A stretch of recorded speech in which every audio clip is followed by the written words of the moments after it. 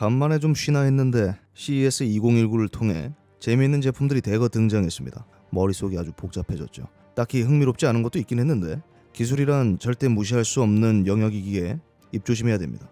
여하튼 이번에도 격하게 주관적인 기준으로 마음에 들고 재밌어 보이는 제품들 5개만 꼽아봤습니다. 딱히 CES 특집은 아니지만 특집 같은 1월 2주차 디몽크의 테크5 시작합니다. 거실 중앙에 놓인 TV 이제 너무 정석적이어서 재미가 없습니다. 그렇다고 자리를 바꾸자니 그럴싸하게 갖춰놓은 인테리어를 망치기 십상이죠. 그래서 LG가 이번엔 세계 최초로 OLED TV가 돌돌 말려 들어가는 65인치 플렉시블 TV를 내놨습니다. LG 시그니처 OLED 롤러블 TV. 메탈 프레임 고급 가구용 섬유 재질로 이루어진 본체는 기존 LG 사운드바와 닮았습니다. 스피커는 맞아요. 최대 출력 100W, 돌비 애트모스를 지원하며 구글 어시스턴트와 알렉사를 내장해 음성으로도 제어할 수 있죠. 이 세련된 통 속에서 빠져나오는 티슈처럼 천천히 올라오는 디스플레이는 그야말로 예술이거든요. 그저 들어갔다 나왔다 반복하는 기능이라면 재미없겠죠? 일정 수치만큼 빼고 몰려 사용하는 라인뷰 모드는 음악, 시계, 갤러리, 대시보드 등 몇 가지 기능들을 더해 때에 따라 낭만적이고 멋진 분위기를 연출해줍니다. 최대 해상도는 4K, 알파9 2세대 인공지능 프로세서가 탑재됐습니다. 기존 고가의 OLED 디스플레이와 품질 차이는 아주 크게 다르지 않아 보이지만 돌돌 말리는 것에 초점을 두면 되는 겁니다.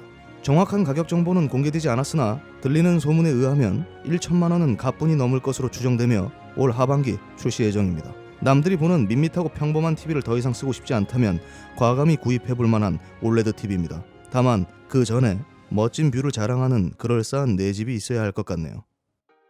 책상 위의 절반을 차지하는 모니터.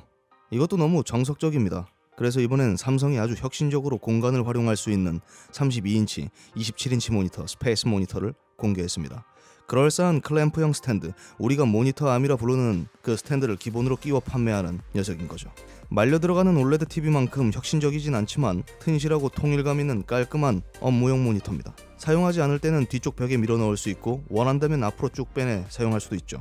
32인치 기준 과감하게 밀어붙이면 약 40% 가까이 공간 효율을 높일 수 있고 때로는 아이들을 위해 수줍게 땡겨올 수도 있습니다.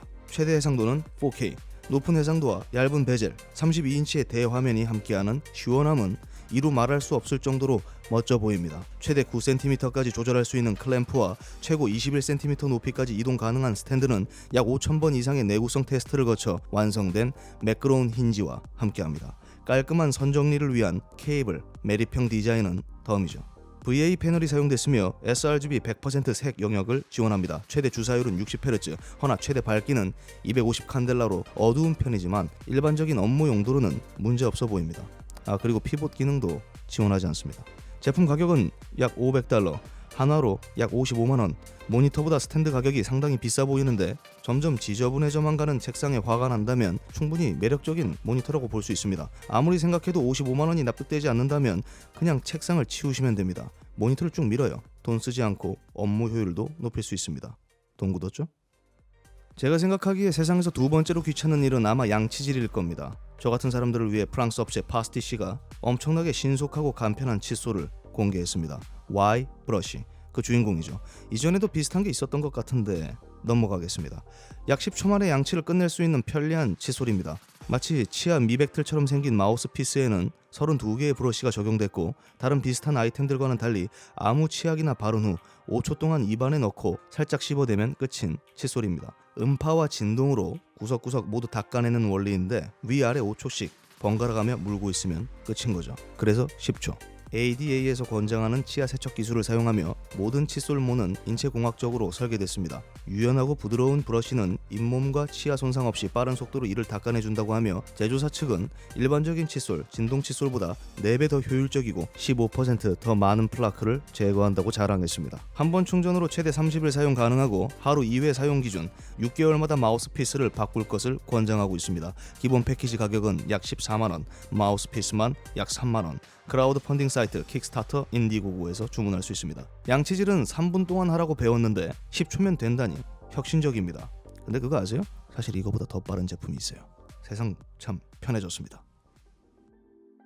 양치질 다음으로 귀찮은 게 있다면 바로 옷 깨기입니다. 물론 저는 개지 않고 구겨 넣는 스타일인데 때로는 예전처럼 이쁘게 개보고 싶다는 생각을 하긴 합니다. 군대 있을 때 다 아시죠? 양치질도 입에 물기만 하면 10초면 끝나는 세상인데 옷도 좀 대신 개해주는 뭔가 없을까요? 그래서 준비해봤습니다. 네 번째 아이템은 폴디메이트입니다.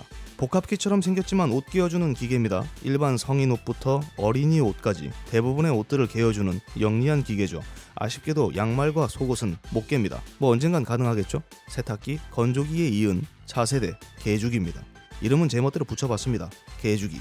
마치 팩스를 넣듯 옷을 한 장 한 장 집어넣으면 단계별로 저번에 가지런히 포개줍니다. 최대 25장의 옷을 개는데 소요되는 시간은 약 5분. 일반적인 헤어드라이어 수준의 소음만 발생시킨다고 합니다. 작년 CES에서도 등장해 화제가 된 적이 있는데 그땐 프로토타입이었습니다. 가격은 $980, 한화로 약 109만원, 2019년 말 출시될 예정입니다. 옷을 막 구겨 던져도 알아서 접어주는 세븐드림의 런드로이드와 비슷한 아이템인데 가격은 수배로 저렴하다는 점이 포인트입니다. 어차피 이놈이나 저놈이나 양말은 못 깹니다. 그냥 손으로 하죠 뭐. 사랑받기 위해 태어난 로봇이 있다면 믿으시겠습니까? 소프트뱅크 페퍼 개발 책임을 맡았던 하야시 가나미가 퇴사 후 설립한 그루브엑스가 반리어 로봇 러봇을 내놨습니다. 로봇이 아니라 러벗입니다. 러브와 로봇의 합성어죠. 아기자기한 외모와 목소리까지 모든 것을 귀여움으로 무장했습니다. 펭귄같이 생겼습니다만 펭귄보다는 아마 영리할 겁니다. 몸의 절반이 바퀴로 이루어졌고 약 40도의 체온 설정까지 가능한 몸통은 사용자가 끌어안았을 때 따뜻한 온기를 느낄 수 있다고 하네요. 그저 이 정도로 로봇이라고 하면 걷어차기 바쁠 겁니다. 10개 이상의 CPU, 20개 이상의 MCU 및 50개 이상의 센서가 달린 첨단 로봇입니다. 딥러닝 기술을 사용하기에 짜여진 동작에 따라 움직이는 게 아니라 사람처럼 심층 학습이 가능한 녀석입니다. 무선 랜은 물론 블루투스 연결까지 가능합니다. 머리통에 달린 건 혹이 아닙니다. 카메라와 각종 센서가 달려있는 거죠. 카메라를 활용해 사물, 주변 환경을 인식하고 열과 소리를 감지하는 아주 중요한 부위입니다. 부드러운 소프트 스킨 안에는 터치 센서가 박혀있기 때문에 사용자의 스킨십만으로도 각기 다른 반응을 보여주며 눈꺼풀 포함 6개의 레이어로 이루어진 아이 디스플레이는 조금 많이 과장해서 마치 살아있는 듯한 착각을 불러일으킬 정도로 섬세하게 만들어졌습니다.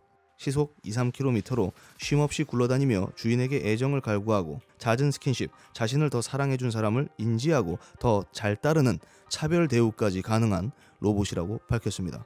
무게는 약 3kg, 89Wh의 배터리는 15분 충전으로 최대 45분 작동한다고 하네요.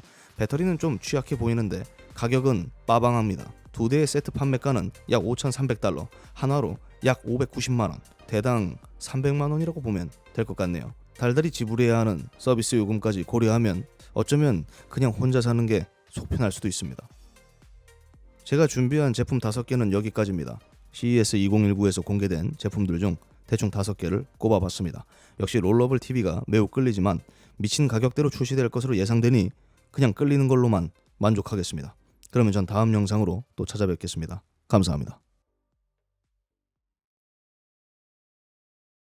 이제 그리곰님 없이 혼자 편집까지 진행하게 되면서 여러모로 신경 쓸 게 많아졌습니다.